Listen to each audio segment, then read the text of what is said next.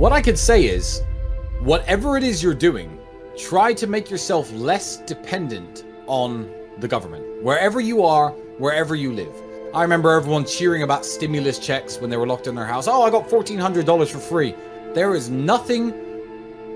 there's nothing to be proud about when you're receiving handouts from the government, and that's what's keeping your head above the water. If you have a business with big government contracts, expand. If you make a lot of your money because the government is paying your company or yourself, expand. Because I'm telling you, trying to rely on the government to feed you with handouts is just going to make you more and more dependent. And then when the government want to impose new rules, when they want to fuck with you a little bit more, poke you with that stick a bit more, there's nothing you can do. So try and become a bit more self-sufficient. Make money online, make sure some of the money that you're making online is coming from other countries, whether you're selling fucking merchandise or Amazon stores or whatever it is you're doing. Try and diversify your sources of income, because if you try to lean too much on the government, and there are governments in the world right now who are doing that. Here, I'll give you some money, stay in your house, here's another check, don't worry, here's enough to buy groceries. What if the government decides to stop giving you money? What are you gonna eat? Nothing. So, stop your dependencies on anything. The government, fucking your family, stop being dependent on others and try and be self-sufficient. How much of the money do you make right now is coming from the internet? Like what percentage? It's a hard question. It's a hard question because it depends what you mean from the internet. I would say crypto counts, YouTube money counts, but...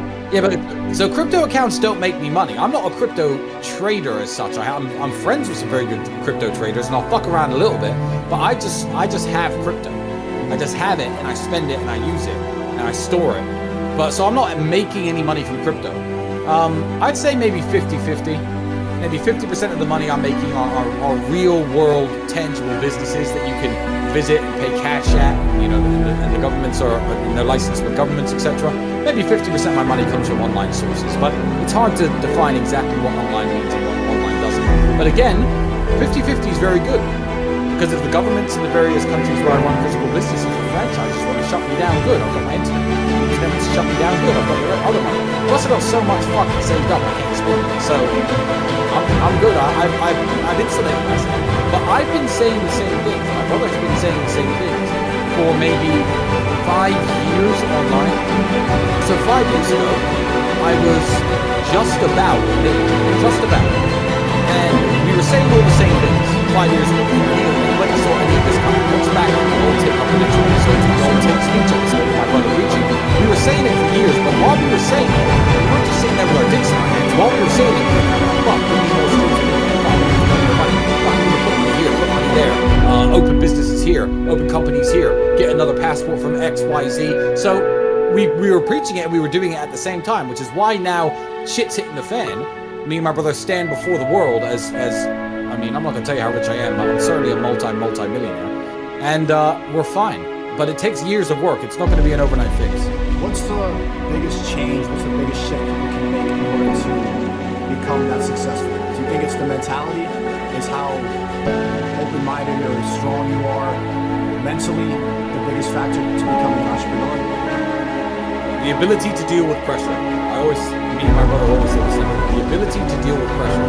So if you can't deal with pressure, that's your fault. Put yourself through more hard shit. Get in the boxing ring. I don't know. I've been going through so much stress and so much pressure in my life. That running a business and running a company, it's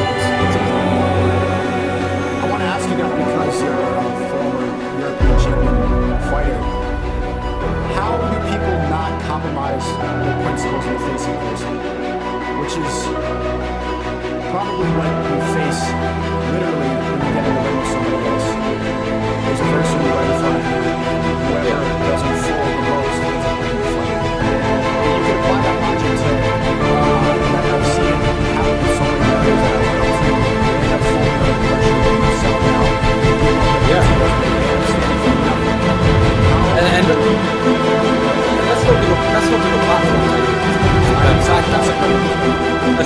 Let's not do it. But that back guy you were talking about last time, yeah, showing some of his old stuff. Very hard to make jokes about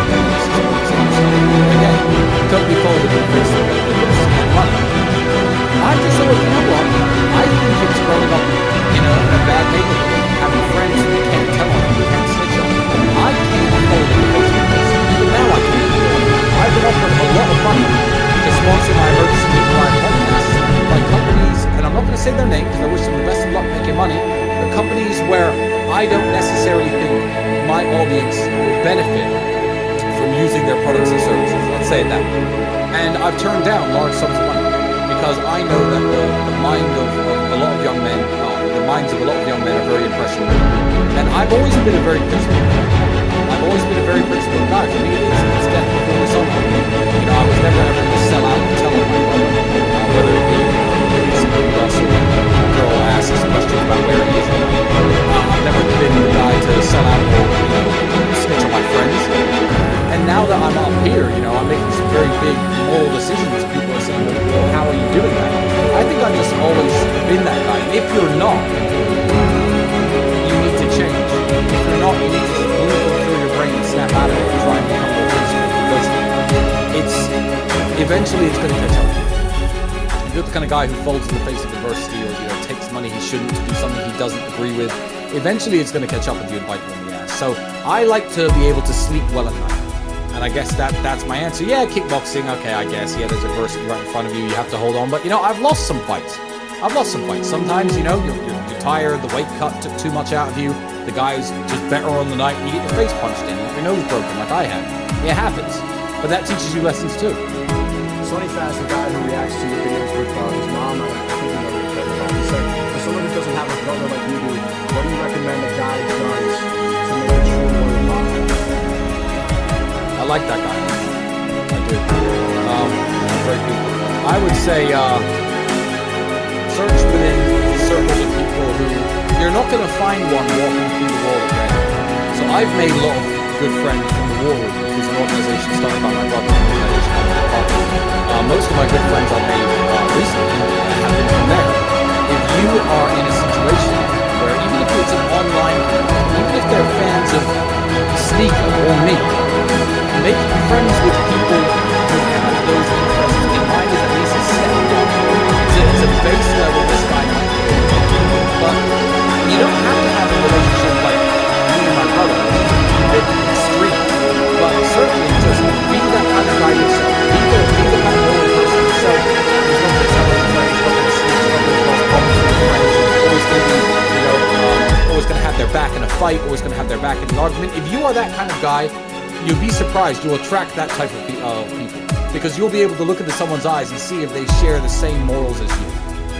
You will be able to tell when you look at somebody in the face. And I can look at somebody in the face and say, you know what? That guy would tell on me if he got arrested for something. That guy would try and fuck my girl if he got half a chance. I can see it because I'm the real deal. You can't fake the real deal.